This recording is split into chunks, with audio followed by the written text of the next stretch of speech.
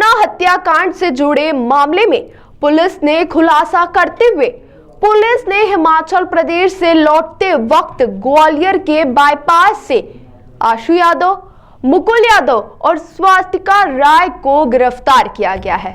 तो वहीं फ्लैट में तलाशी के दौरान 28 मोबाइल, 4 लैपटॉप, 60 बैंक खाते और 50 एटीएम बरामद हुए हैं। दिनांक 21 मार्च को लसुड़िया थाना क्षेत्र में एक महिला को गोली मारकर हत्या करने की सूचना प्राप्त हुई थी, जिस पर से पुलिस के द्वारा तत्काल ही मामला पंजीबद्ध करके उसमें 302 धारा का इजाफा किया गया था। जिसके पश्चात में लगातार ही पुलिस की 3 से 4 टीमें सक्रिय थी इनके आरोपियों को गिरफ्तार करने के लिए, जिसमें इनिशियली एक व्यक्ति का नाम सामने आया था जिसका नाम आशु यादव था। बाद में तफ्तीश के दौरान में 2 अन्य व्यक्तियों के नाम क्लियर हुए, इनको लगातार पुलिस पकड़ने का प्रयास कर रही थी। काफ़ी सारे सीसीटीवी फुटेजेस, टेक्निकल सर्विलांस और अन्य मुखबिर सूचनाओं के माध्यम से जब इन लोगों को तलाश करने का प्रयास किया गया तो इनके जो पुश्तैनी घर थे, जो इनके जहाँ के रहने वाले थे, इन सभी जगह पर जाकर के पुलिस की टीम के द्वारा दबिश दी गई, जहाँ पर इनके कोई भी परिवार वाले नहीं मिले। सभी जगह से लोग फरार होने के पश्चात में उनकी तलाश लगातार जारी थी, जिसमें मुखबिर सूचना और टेक्निकल सर्विलांस के माध्यम से जब इनकी जानकारी मिली तो ये जानकारी प्राप्त हुई कि ये लोग कसौल में जाकर छुपे हुए थे। और जब इनको न्यूज़ मीडिया के माध्यम से मालूम पड़ा है कि इनके खिलाफ में लुकआउट सर्कुलर भी जारी किया गया है और इनको पकड़ने के लिए पुलिस लगातार प्रयास कर रही है, तो ये लोग वापस लौट करके नेपाल भागने के प्रयास में थे। जब पुलिस ने इनको दिल्ली और ग्वालियर के बीच में बाईपास में इनको एम्बुश करके इनको पकड़ा है और इन तीनों व्यक्तियों को गिरफ्तार किया है, जिसमें तीनों के नाम है आशु यादव, उसका भाई है मुकुल यादव और एक महिला है जिसका नाम है स्वास्ति राय। इन तीनों को मुख्य आरोपी के रूप में गिरफ्तार किया गया है।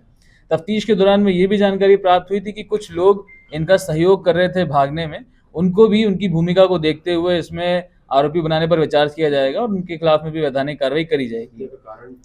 जब इनसे पूछताछ करी गई तो पूछताछ में इनसे बात सामने आई कि उस दिन 20 मार्च की रात को ये चारों लोग मिल करके एक शराब पार्टी घर में कर रहे थे, जिसमें शराब के नशे में होकर के काफ़ी सारे गाने बजे जा रहे थे।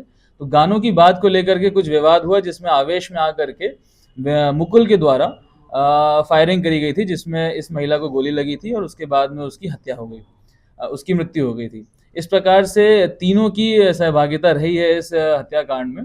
जब इनसे और डिटेल में पूछताछ करी गई तो इनसे ये जानकारी प्राप्त हुई कि मुकुल और आशु और इनके कुछ साथी लोग उस घर में एक ऑनलाइन सट्टे का भी काम किया करते थे।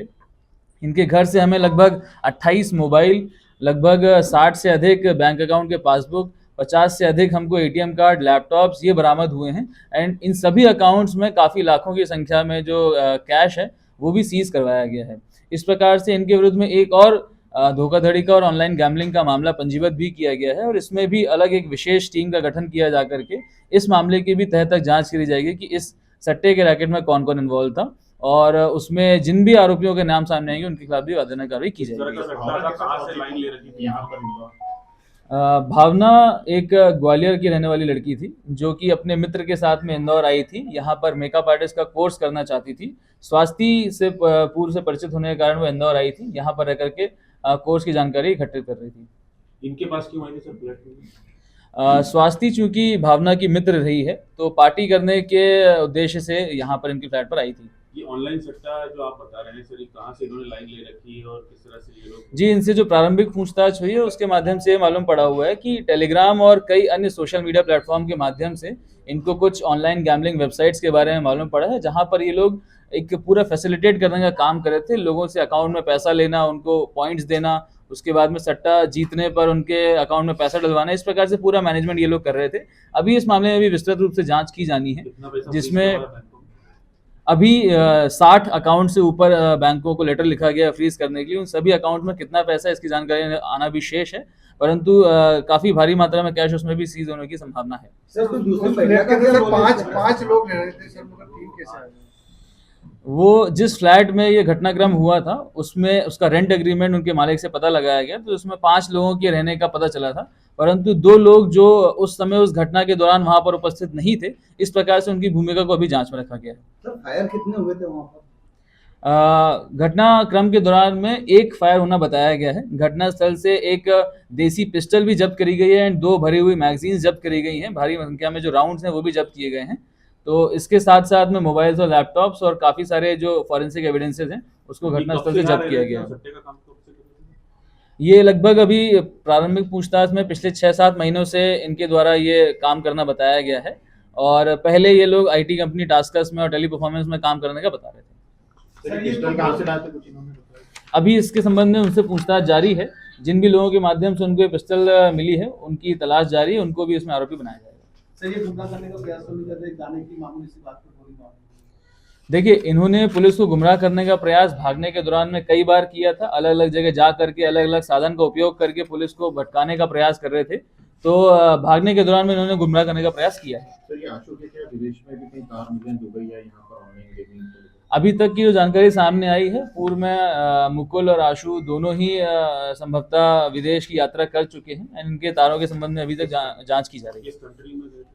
अभी इसकी जांच की जा रही है। सर क्या रूट रहा बैंक का फरार होने का, किस तरह से इंदौर से निकला? जी, इंदौर से पहले तो ये कैब के माध्यम से और फिर बस के माध्यम से ये लोग भोपाल गए थे।